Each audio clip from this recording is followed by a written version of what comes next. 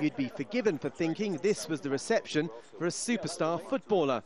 In fact, the man in the melee is English referee Howard Webb, proof that these days referees are under as much scrutiny as the players they're officiating. I think it's just a reflection on the interest that people put in the World Cup, really, I guess, and you know, that's a good thing for football. I'm delighted that people want to see games of football, want to watch football, and long may that continue. And I think that's just a byproduct of the fact that the referees are noticed. You know, we see that at home as well in the Premier League and in the Champions League as well.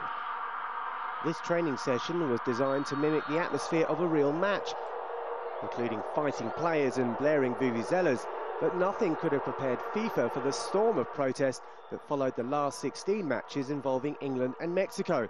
Both sides were the victims of bad calls, which went a long way towards knocking them out of the tournament. The referees can have mistakes, but the players also have mistakes. So when we talk about the referees' mistakes, we must remind always that the players have 90 minutes to score or to avoid scoring by the opponents, and sometimes they can't score in 90 minutes. So not only the referee is the responsible when they don't go through. Another thorny issue has always been, should less experienced referees from smaller nations be officiating at World Cups?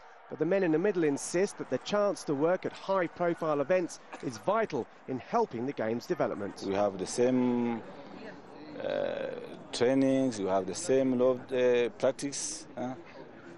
I think we follow the guidelines from FIFA. Now, if you've ever remembered a referee during a football match, then he probably isn't doing his job. And unfortunately, previous World Cups have been littered with bad refereeing decisions that have affected the outcome of vital matches. So FIFA will hope that events like this one, where referees can really be put through their paces, will ensure that World Cup 2010 is remembered for the football rather than the men officiating the matches. Rahul, Pathak, Al Jazeera, Pretoria.